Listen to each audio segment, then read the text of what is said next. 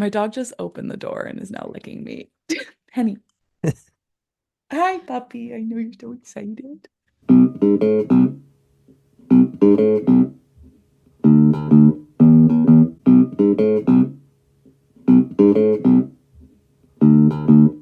Welcome to Court Captains, a volleyball podcast. Where we talk all things Pro Volleyball Federation. I'm Kelly. I'm Nikki. I'm Ian. And today we're talking back to the regular sweep. We The love forward we love direction. we love talking about sweeps. We love to talk about sweeps, brooms. Imaginary and real. Correct. Don't forget to follow us on Instagram at CourtCaptainsPod. Thanks for coming back. All right, so the first thing that I wanted to talk about, at the Vegas Thrill match on Sunday the 24th, Jen Spicher, CEO of the PVF, aptly named, although that is just her name. It's pretty amazing. She was present. She was at the Vegas Thrill game and she was interviewed. She might have been present at a lot of these matches, but she was interviewed. And she gave us an update on salaries. Frankly, I don't know if this level of detail was intentional, but she just started talking and she just kept talking. And we also, love that. First off, she said, "Look at the YouTube people." And I felt, look at the YouTube and I felt so seen. She said, "Look at the YouTube She people." She said, "Look at the YouTube people." Nice. Was she saying to look at the people, or was she saying, "Look at the YouTube people"? Like, it was in a list of things. Like, she's like, "Look at the attendance. Look at the YouTube people." And that's us. That's us, you guys. Shout out to our YouTube chat friends. Shout out to the YouTube people. All right, and Jen shouted us out, so that's cool. So that just means she's in the chat. Yeah. Well, so like you can tag Pro Volleyball Federation when you're in the chat. I kind of assumed like that's because they're literally the hosts. Host, yeah. I can never tell if anyone's watching. They never or if anyone's reading what we're saying. They never talk. But ostensibly they can see us and Jen can see us. So hi, Jen. But yeah, so she spoke about salaries. She did say maybe this was what I was listening to in her list, and I missed our shout out. But one of the things she was pointing to as a reason that they're finding success this year is that they are raising the player salaries. And we did see that announcement come through last week. She said she's gotten a ton of emails from international players as a result of that announcement. Were we watching the same interview? I don't know how I missed that. I think I was typing the details that she was saying. Oh, and yeah, maybe sure. I didn't hear it. But so in the news, in the news update or the press release last week, they said that they're raising the overall salaries. So each team will be paying, I perceived it as a salary floor of $1.3 million in player salaries. Right now, if you do the math of 2 franchise players at 100K and everybody else at 60, that's 900. So we have a pretty good increase from 900K to 1.3 million. That's something. That's cool. Yeah. And they said that one player, or they said a player could make up to 175,000 on that, and that there would be additional pay scales, and the minimum is still 60K. What Jen said additional was that, yes, it's only one player who makes up to 175. 2 players are at 120K. 4 players are at 75K. And the rest ostensibly stay at 60,000. So that means you have 7 active players who are still making the same amount at 60K. And now you have 7 players who are making an increase in one of those pay scales. And I was thinking about this from if more people are making more money, cool. That's a good thing. But talking to Alex and hearing another side of this, because there's always good and bad, and really the teams are always going to do what's good for the teams, right? The owners. What we're also doing with this is kind of creating this caste system, right? Before it was franchise players make this amount, they're also having increased responsibilities. Yeah. Ostensibly now, those additional pay scales are based on who's a good get and who's really Mhm. talented. Yep. But it does put people on maybe weird footing relating to each other.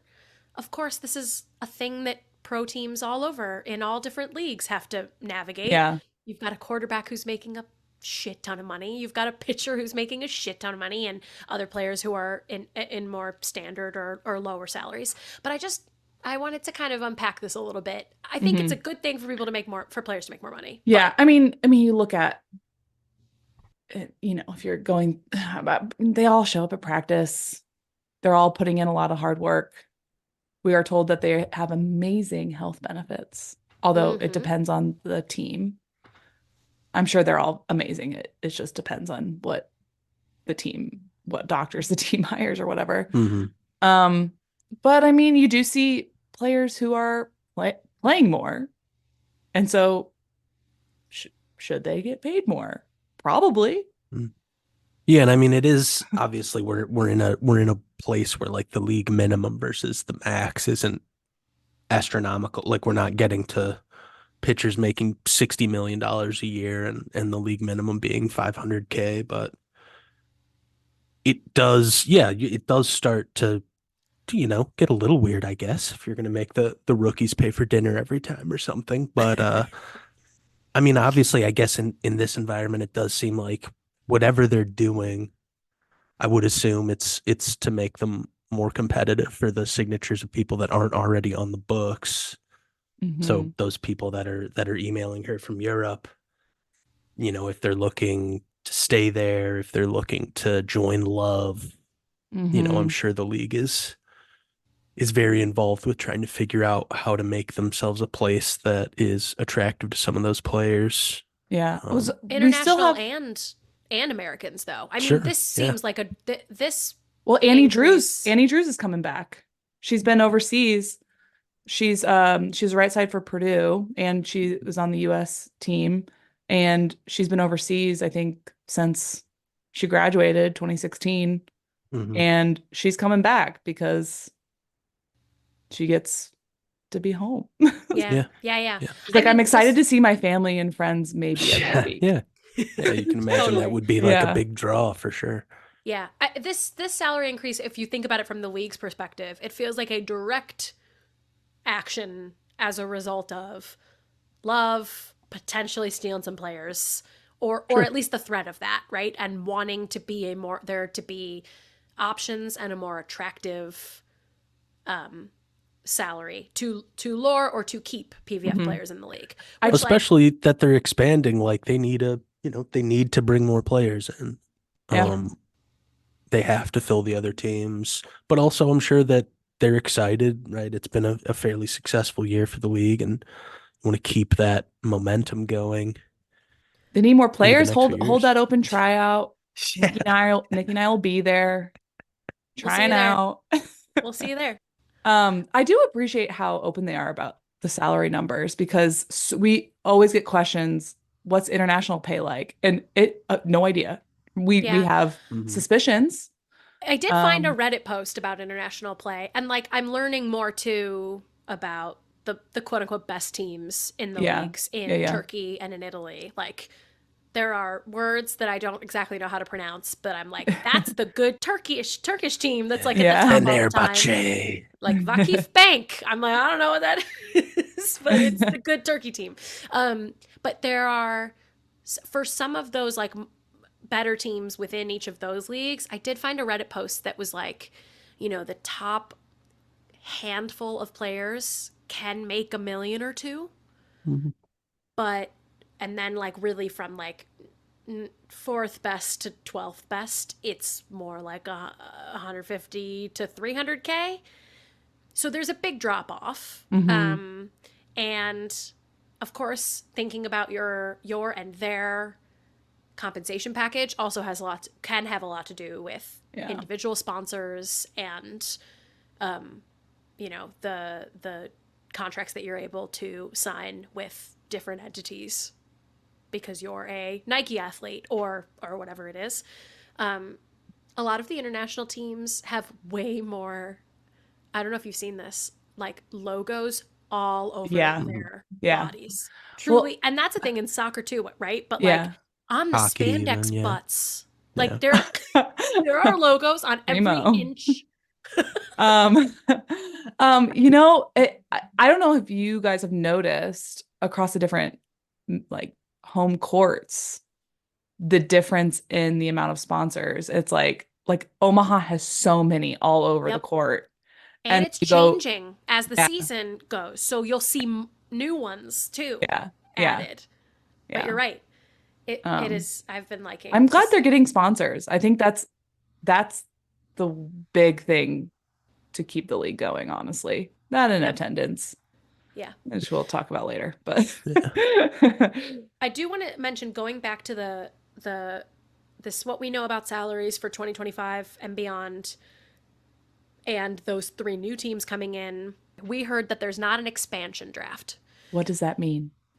which is a thing that new teams do in established leagues. The one I can think about is the Vegas Knights, the Hmm. hockey team that got to basically draft players from the existing teams, like who were Yep. actively playing. Yeah. Oh, And there So was oh, you something where each like yeah, each existing team teams had has keepers yeah, you where get they were like an like, amount not of them. protections. Yeah. oh, that's fun. It's like a game. But yeah, Yeah. right. It's like a video game. But that's These not what's teams aren't happening. established enough, yeah. They're not established enough. But the idea of there being more slots for increased pay, something that we heard is that teams can sign their current players to extensions now for 2025 and beyond. Um, and beginning in late May, players on current rosters can be contacted by other teams, including the new teams, ostensibly, we think. Mhm, mhm, Um, and then sometime in June, any player who's not signed for 2025 can sign like truly with Hmm. anybody. So those are Full kind of free agency. mhm. free agency deadlines and like some things that we've heard could be affecting right the way that new teams are going to grab people. They have, everyone has these slots with increased salaries available to them. They can decide whether they extend those offers and those slots to their current players or they try to save them for somebody who won't get that larger salary on another team. There's like a whole puzzle piece Mhm. thing that owners are going to get to start and coaches are going to start to do now. And with the new teams, I think that's kind of a nice additional benefit that they have, that they can kind of work from scratch and like try to fit people in spots. Yeah. Well, and I think the interesting thing about these salaries is that you can get dropped at any moment, Mm-hmm. right? So you kind of have to make the risk worth it, I suppose. I You mean, the mean good, in like offering a higher salary to somebody, like you have to like yeah, know that they're going to be a top performer or hope that they're going to yeah, perform at that level. yeah. Which I think just brings us into talking about waivers and all that stuff, what that Yeah, means. I would Yep. assume there's no dead money for these teams if they're cutting people to their practice squad or anything. So Yeah. I want to know, do practice squad players get paid? I'm sure they do. They Yeah, must, but I just think like it can't be that close to what the yeah, that minimum. 60K yeah, minimum, yeah, right? yeah. It's a part-time job Yeah. So at best. last week we talked about like practice squad and waiver dynamics and what we were seeing. The example that I think I talked about was that Amani MacArthur of the Vegas Thrill was waived on the transactions page on March 13th. And then we saw that she was at the match on March 17th. Mhm. She was on their bench. So I looked back at the transactions page the other day, and it looks like retroactively the PVF updated the transactions page because now it says that she was designated to the practice squad on the 14th. Interesting. Okay.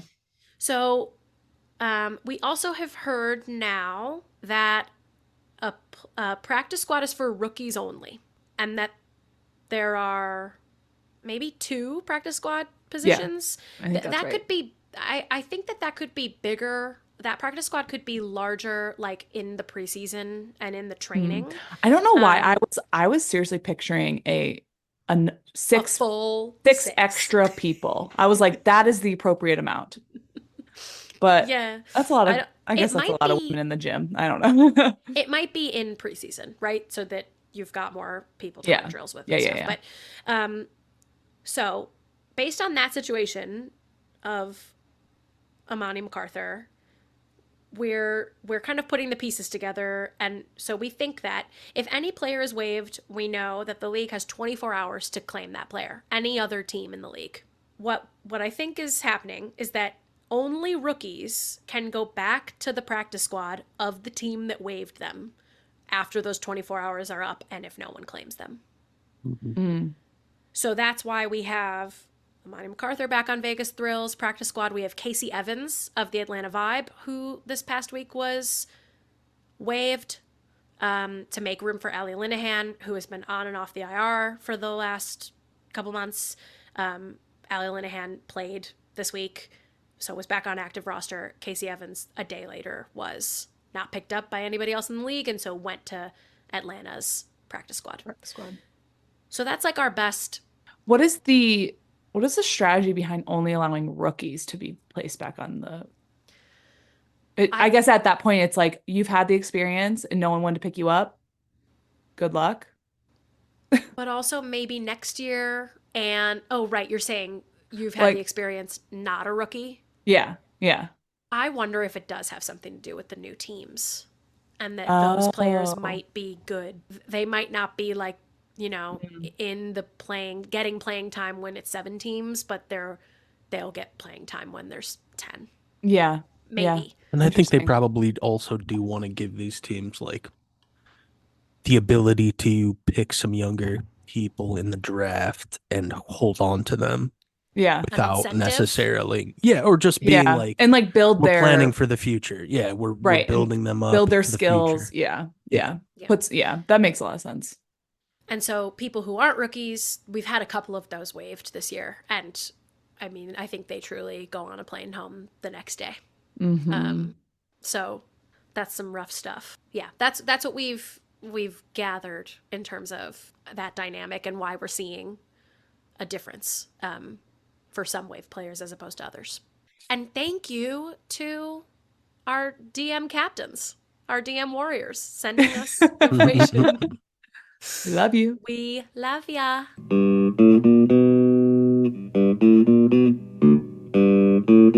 Time for match analysis. This was week 9 of the PVF. Omaha was off. Everyone else got some play in there. Wednesday, March 20th, we had Grand Rapids at Columbus. This was their 3rd meeting. Grand Rapids has beat Columbus twice. So, Grand Rapids went to Ohio for this one and won again in 4 sets. They won the first 25-20, the second 25-18, and then Columbus came back and won the third 25-19, and then we had a little bit of a marathon 4th set. Grand Rapids won it 32-30 to take the match. Very exciting. They proved that they can beat Columbus at their house as well. Yeah. Not just in Grand Rapids. Felt like it's been a little while since we had one of those 60-point sets. 60. You're right. It was long and it was very exciting. It was so close. Everyone was playing, I feel like, at a really high level. Yeah. We keep joking in the chat that like the first set and even part of the second is a warm up. Yeah. Cuz like a lot of Getting times into it. it's just like what was that one, And like by the time they get grooving a little bit, then it's time for us to have a 60-point set by the time everyone's very warm. Yeah, it was a lot. This kind of surprised me. I thought both teams played really well. Mm-hmm. And I think at the end of the day, Rise just made fewer mistakes. That's what we end up with. Miss Serve, our favorite thing to look at. Yeah. Columbus had 14, Grand Rapids had 13, so that was even. I guess Grand Rapids did pass better. actually pretty significantly. Yeah. So one thing, like Fury's middles were playing really well, Hmm. but if you're not passing perfect or almost perfect every single time and you can't go to them, what are you gonna do? You can't use them. Yeah. And so when you see the right side and both of the outsides hitting under 150, it's not Yeah, good. It's it's not going to fall good. apart. Yeah. Whereas the middles are above 300. It looks like they had Asia O'Neil in this whole match. Raynell Jones started and Caitlin Horde came in the fourth. But Yeah. again, like that switch isn't going to do anything if No. you're passing 18% Hmm. perfect. Yeah. And yeah, the pins couldn't really. I felt like I remembered thinking, oh, Tori Stringer's doing well, but she just got there. Like I know. Yeah. Yeah. that she I had a couple days to practice. yeah. I just remembered feeling like, oh, everyone's doing fine, but maybe they need a little more time getting used to Mhm. Tori's Hmm. sets. I mean, I think the fact that the middles were so successful is a huge indication that she's already, pardon my word, vibing with this team because She's notoriously furying. furying with this Mhm. team Yeah. because I mean the middle connection, we've talked about it Hmm. many times, is the hardest thing to establish, I think. Yeah. Well, Um, and I do think that Tori tends to set it comes out of her hands very quickly. mhm. She's she's not short, but she's not incredibly tall either. I think she's under 6 feet. She makes what she makes up for is touching the ball a little lower to the ground than a super tall setter would. Yeah. So to speed that up again, to Mhm. to make that get to the hitter even faster, it's going out of her hands really quick. And so Mhm. sometimes those that's something that a pin hitter needs to get used to, right? Mhm. You look at them and you say The they're ankle is looking at the different. setter. Yeah, they're Yeah. looking at the setter and saying, okay, it's in her hands, so I'll leave in 1 2. Oh, my god, I gotta go now, right? Yeah. Like Yeah. it means that like your approach needs to speed up and you have to get used to some of that.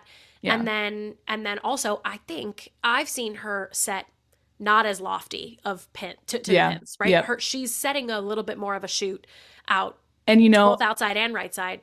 Drexel I- needs to catch up to that, right? Like yeah, um I noticed that both outsides really struggled with hitting line. I think Amelia Dimitrova was huge. leaving line Hmm. and they kept swinging, over swinging, or like turning their body and um crossing their arm, just Yep, like overdoing it. And that absolutely has to do with the speed of the set totally. and just not being used to it. Yeah, absolutely. Interesting. I think on the Rise side, I mean, Dimitrova 23 kills, Yeah. hit 300. Yeah, she played great. She's just always ready, front row or back row. We've talked about that being like a big component of the right side game is that right side hitter needs to also play great defense and be able to swing consistently from back there. Kat Bell was really good at that. Hmm. I think Dimitrova is also extremely good Yeah. at that. I think Samantha Drexel is kind of hit or miss. So Yeah. Hmm. I feel like in this match, Drexel wasn't doing that as Agree. as effectively as Dimitrova, Hmm. and I mean we just see it in the number of kills that Yeah. she was able to get in the four setter. Yeah. We talk a lot about how outsides are such a big part of the game, because they get so many more sets than any other Mhm. player on the court. Attempts And till their arms fall off. yeah, Yeah. I know. I was like tired watching them.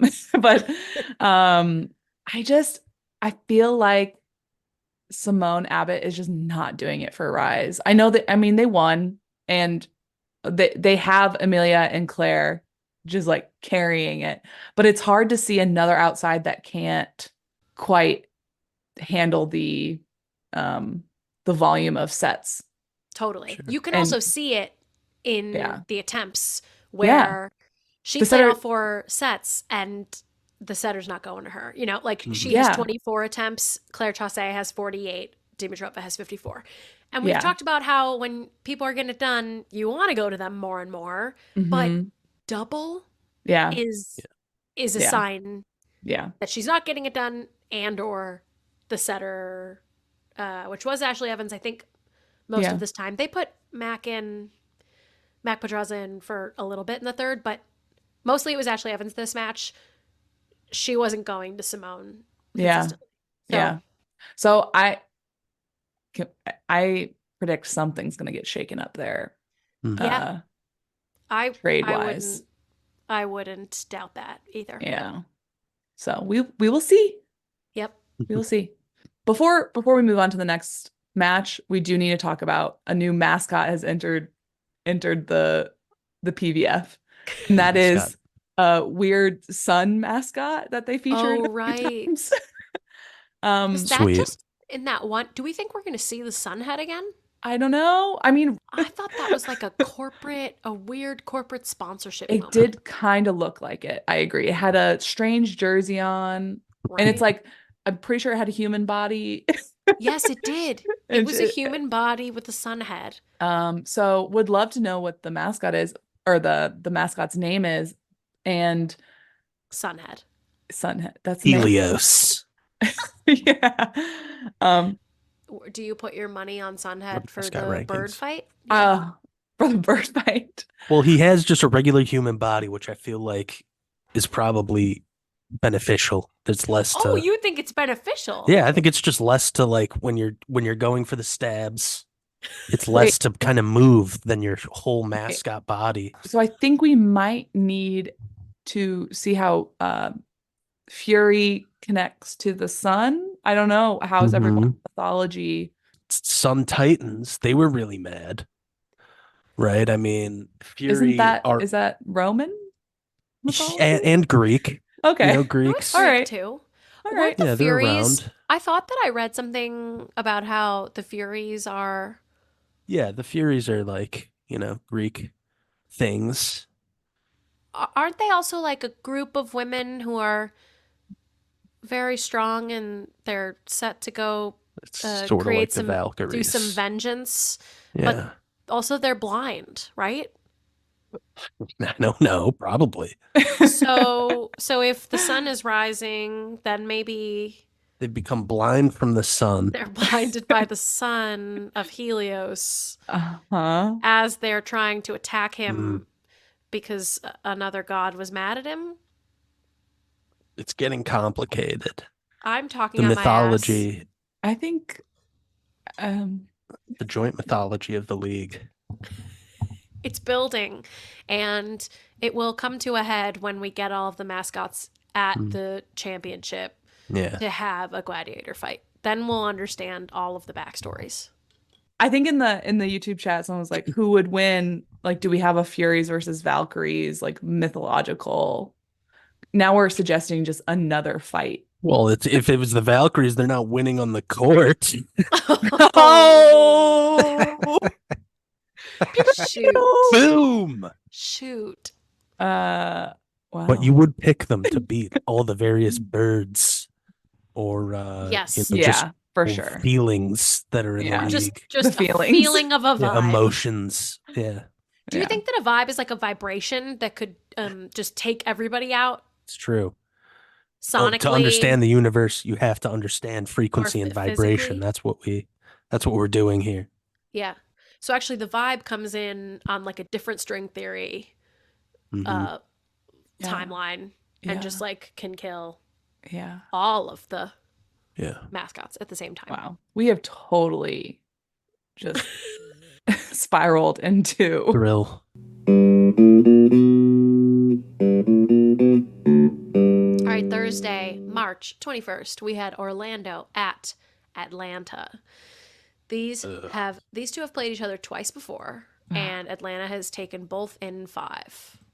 So this one they didn't take in 5; they took it in 3. So they're And becoming just like the new Omaha for Orlando. This is pretty. It was rough. The way that we wish that it went to 5. Yeah. Yeah, it was rough. So Atlanta hosted Orlando for this one, the Battle of the South. That's what everybody calls it. And or Atlanta won the first set 25-17. The battle of the Eastern time zone. Yeah. I guess Columbus and Rise are both. It's All right. the South, Kelly. It's all right. The South. All right. Fine. So stop. First set was 25-17 Atlanta. The second was 25-13 Atlanta. Woof. And it was a little closer in the third set, 25-20. Atlanta took it in 3. This hurt my whole heart. Kaz, what happened? It was It was tough. it was really Orlando needed a lineup change. And it never happened. They rarely change their lineup. However, they had Carly Graham setting. They kept her in the whole match. I did not think that was going all that well. Wilma came in for a second in the second set. Shina hit negative. Oh. Her defense was not working in the back row. Like, you're right that they don't change their lineup much, but they did go in very consciously with a different setter and a different whole energy. And there were pieces that weren't working. We've seen Azani Taylor in for Shina Joseph before on the right side. Yeah. Again, that happened in the second set for like a moment, and then it was a repeat in the third set. We've seen other outsides come in. You hope in that intermission after the second set, there's like a reset. We've seen it many times, right? So I could understand wanting to go back out with what you would consider your strongest lineup. I don't know. But it's different. I think it's different if the stats are telling us that someone's not getting it done at all. Yeah. Or a couple people. I mean, the passing wasn't as good as Atlanta, but they just something looked very different about this match where like I did not think Orlando thought that they had it. Yeah. At all. Yeah. It was different. I couldn't tell if people were tired or hurt or if I've seen Carly Graham come in before and this wasn't the energy. Yeah. So I don't know if it was this time. It did not look like Orlando, and it was pretty hard to watch. I mean, the first 2 sets especially, the stats weren't a huge gap, but Atlanta felt pretty massive at the net. They had a ton of block touches and blocks in those first 2 sets. So. Yep. I mean, outsides hit 60 and 170 for Orlando. That's not what we usually see. Yeah. And the middles only got, between the two of them, 30 attempts. They only got yeah. It doesn't seem like a lot either to only getting an assist on half the points you score in the game. Uh-huh. So.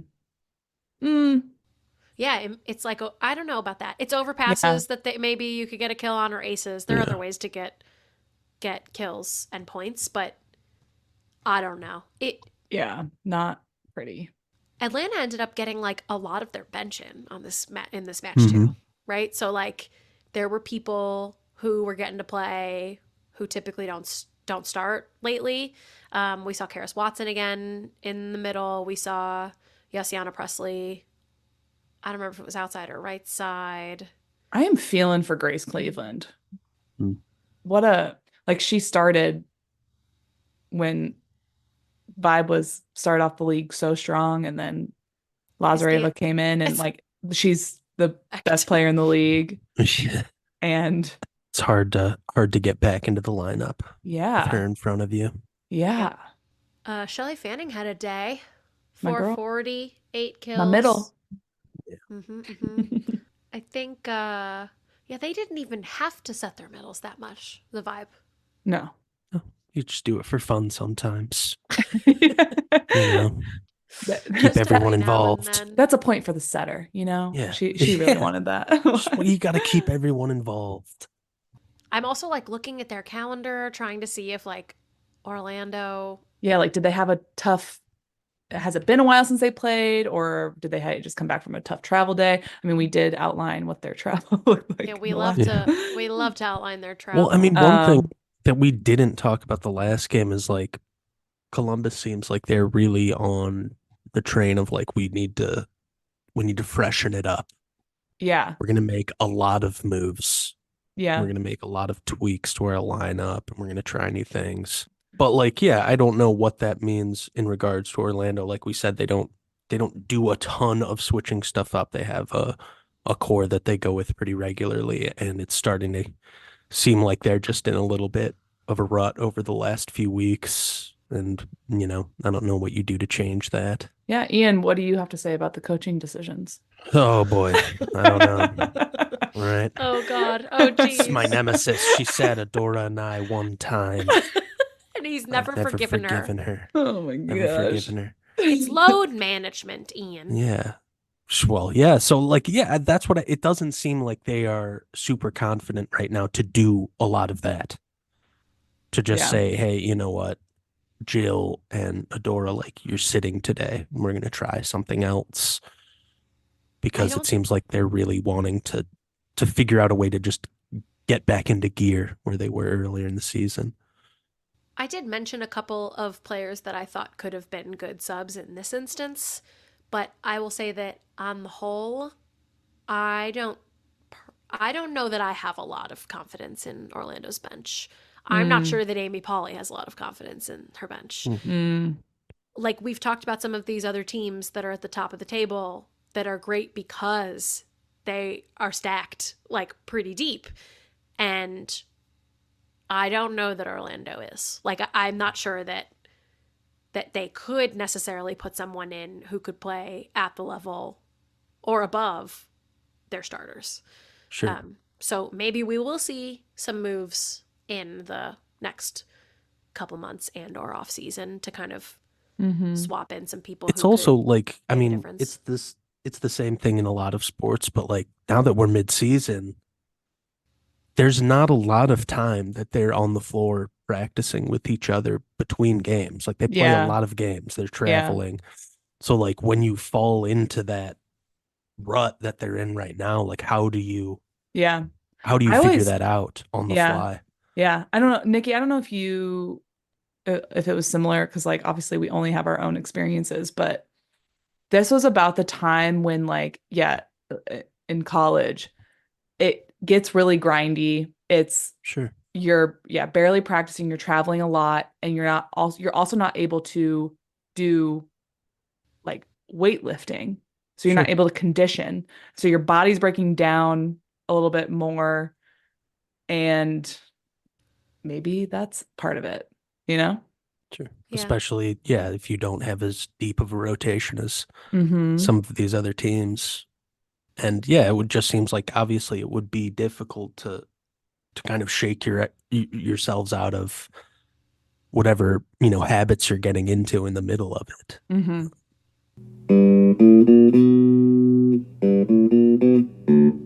We had two matches on Sunday, the 24th. The early match was Atlanta at Columbus.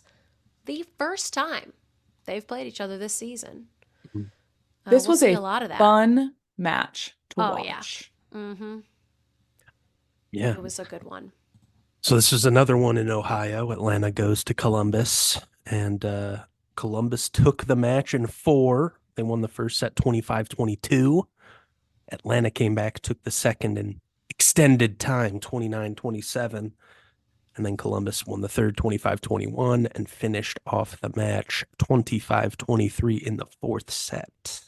And they did the impossible. And they won a 2-point match. Vibe has officially lost their really weird stat where they have never lost a 2-set. It finally happened. A 2-point set. A 2-point set. A set decided by 2 points. And Columbus snapped their win streak. They had a 5-match win streak. Yeah. Tori said, "Come over to my new house, guys." Yeah. Tori had a great game. Come over to my new game. house, and I'll show you how it's done. I mean, Tori had a great game. Megan with the blocks of Lazareva, game-changing blocks. Just a few of them, but they were like a big. She only has 3 listed on the stats, but like they were huge. So also an interesting thing, there are no block assists in this level. So like when you see a double block go up, I think it's pretty it's kind of up to the stats takers to see who touched the majority of the ball to decide who gets the block. Yeah. But Yeah. I mean, oh man, that game ending, match ending block Uh-huh. Yeah. was really, really sweet. Yeah. And for It was Caitlin Ward to getting a come lot of play in, on the Twitter. Yeah. for sure. Yeah. So they did start, Columbus started with Jenna Rosenthal in the first 2 sets. We know she's been injured, so hasn't played with the team quite as much. Caitlin Horde came in, I think, towards the end of the second set. And for her to have played half the match and have the most blocks, she had 4 blocks. Mm-hmm. That's unbelievable. Like, Mm-hmm. also just like, you warm up, then you're cold. Caitlin was like, Mm-hmm. no, I'm going to jump.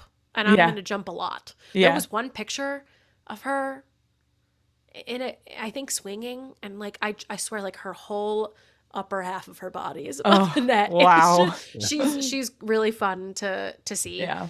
in the middle.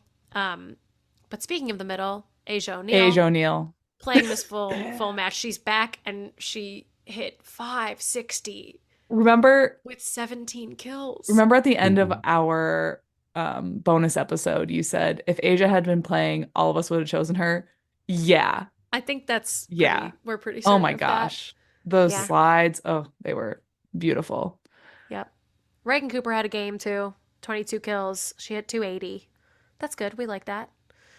You know, it's why it is why like Anna Lazareva did have like stats wise an amazing game, but I do feel like a lot of the momentum changers were her getting blocked or Mhm. her getting like maybe the block getting a really good touch off of her Mm. hits. So it's just interesting. I mean, she gets lots of sets and she's also very good. She's gonna get her kills. Yep. But That's yeah. You've talked about that before, Kelly. Like the feeling of Mhm. blocking or of getting blocked is just like a little bit more pronounced than a kill feeling Yeah. because it just really can change momentum in a big way. And you're right, her numbers are great. Anna Lazareva had 19 kills and she hit 280. That's good. Mhm. Yeah. But I walked away from that match feeling like, oh, did like Columbus kind of Yeah, have stopped her her. figured I out? was thinking, Not oh, really. yeah. Like I not know. really. But What just else? a couple times. Yeah. What other things have that effect in volleyball? I would say an ace is also a huge momentum changer that can really carry you to like it's like you get an ace and maybe you will automatically get another point almost. Mhm. Um I feel like a setter kill. Is that just me though? yeah, no, I could see that too. Yes. Yes. When I personally get a kill, no. Yeah. But Marley Monseri is pretty good at that. She had 2 kills in this match, but she's a more active Yeah. setter in terms of attempts, and they can be very very fun. I feel Yeah. like setters get excited when they do that because Yeah. it's not their normal job, especially when blockers don't stick with them. That's like a fun strategic win as well. Yeah. I like that. You feel like you're getting something extra out of it, Uh-huh. Yeah. you like the weren't ace. expecting. So another thing that happened right before, was it the day before this match, was Day before. that Fury acquired Michelle Barch Hackley, who is so she went to the U of I, University of Illinois, and was playing there when I was in high school. And the way Nikki talked about it, Alicia Glass is kind of how I feel about Michelle Barch. Like she is the volleyball player I think of when I think about volleyball. And she played for the U.S. national team. And now she's been coaching at Ohio State. And I want to know what that conversation was. She said, hey, I'd be open to playing. And they were like, great, come on over. And all of a sudden Fury now has like, they're getting stacked.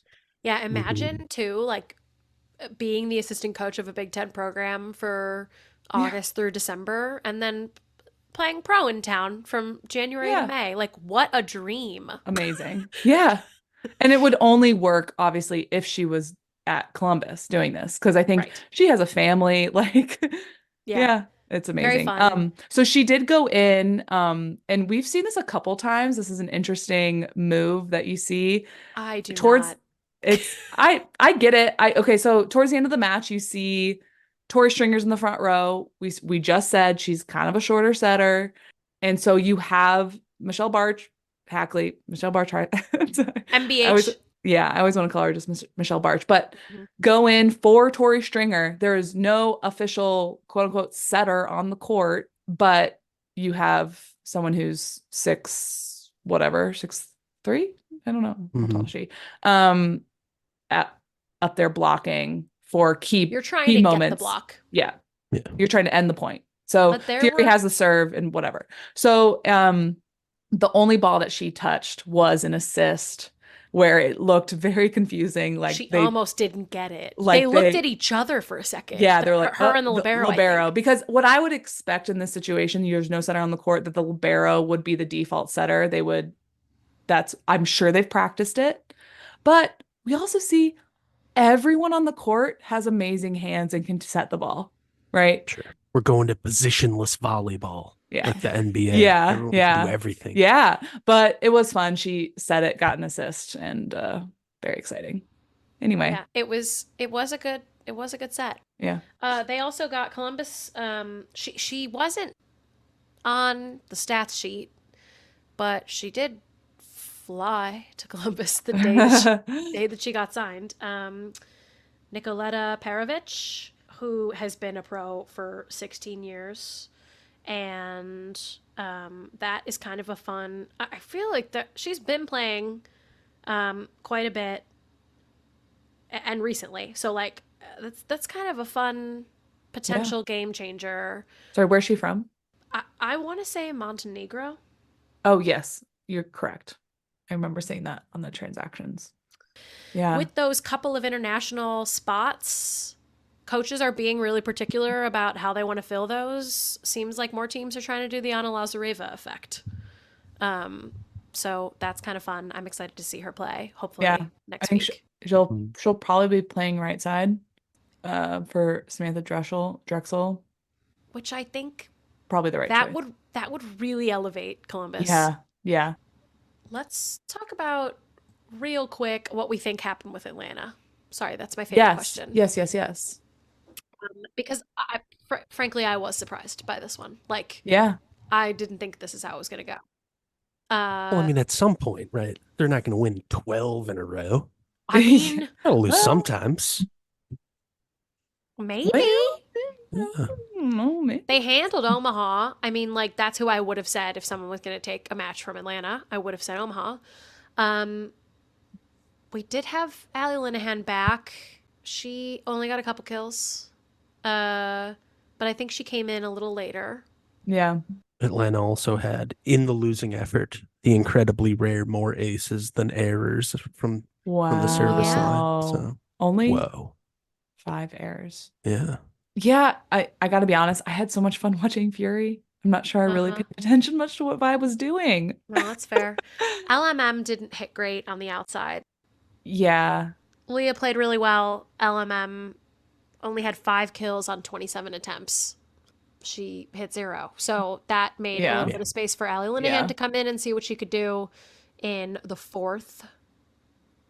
But I think they were missing that third pin hitter piece that could have been helpful with Anna Lazareva getting slowed down a bit by Columbus's block here and there. Again, more of an energy thing than a stats thing. Yep. And also Magdalena in the middle did not get quite all that many attempts. No. Only 9 in a 4-set match. Yeah. So I don't know if that was an availability thing where she wasn't. I mean, the transition is fast, Yeah. Like, so I get it. Yeah. They didn't have an answer, and I think Columbus was hype. I agree.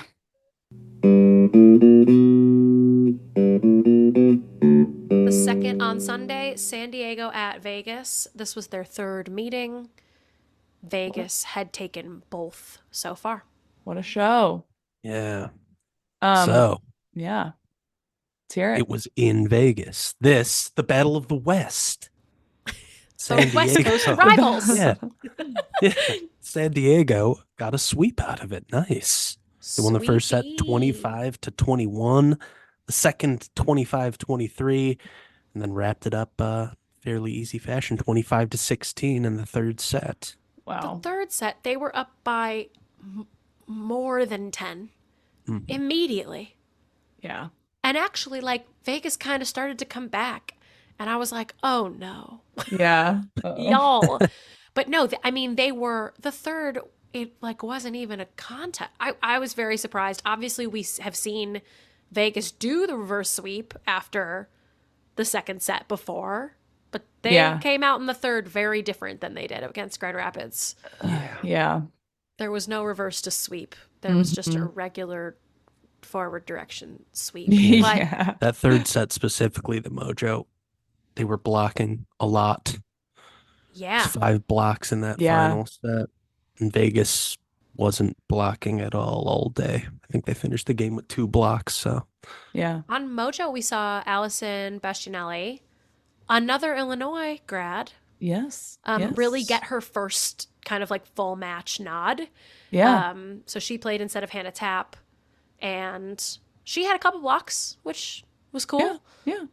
I don't think she really didn't get that many attempts on this No. match. Certainly No. not as much. She got half as many attempts as Veronica Stone, Veronica played who hit great. 500. Mm-hmm. Gorgeous. But they really didn't need to run their middles all that much. Like, I Yeah. thought that the pins were doing a really good job. Temi played amazing, 16 kills, hit 340. And then a lot of attempts went to LVW or Valeria Papa. Yeah. I don't know what it was when I was watching this match.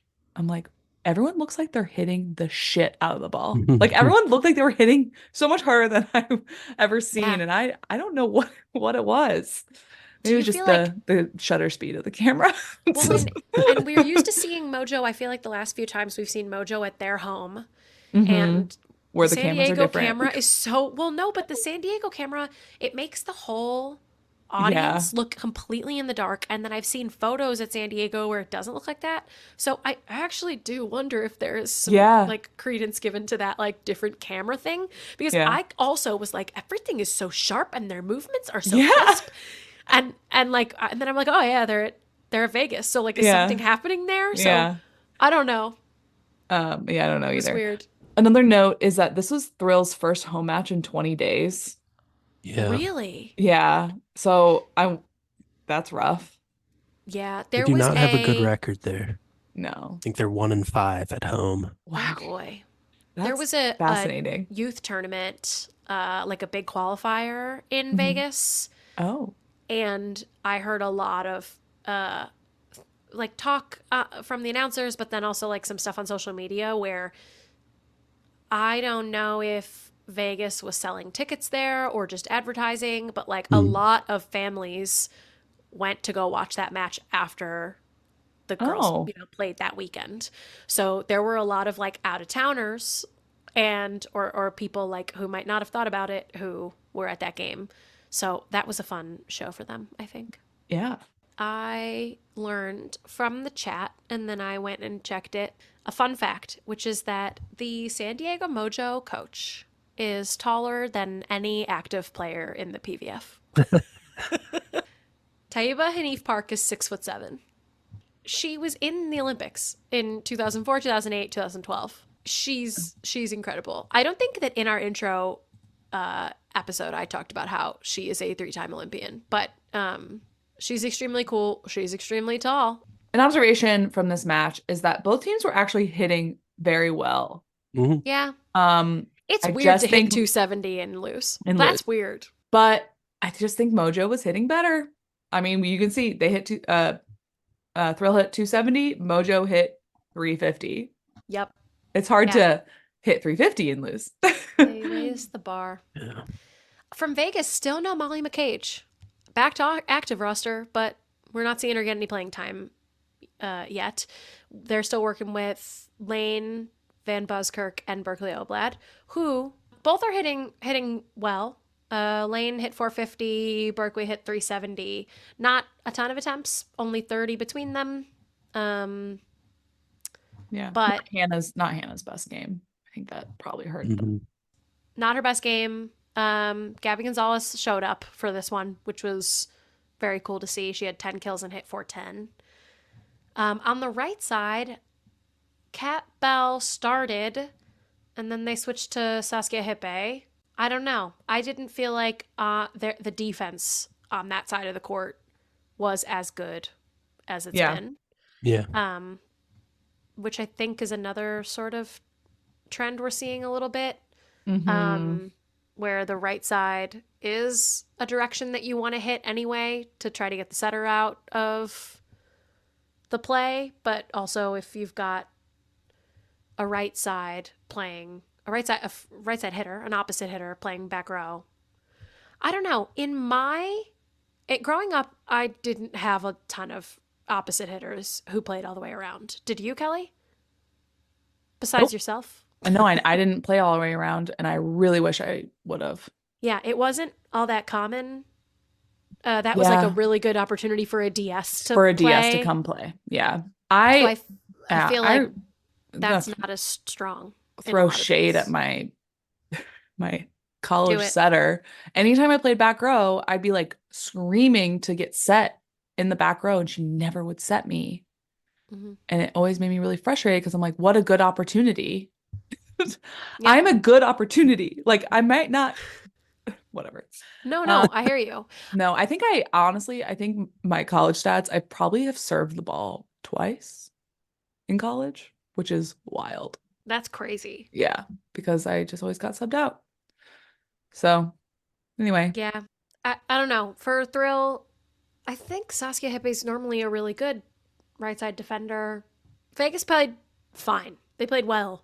For whatever reason, Mojo was up. yeah, Mhm. yeah.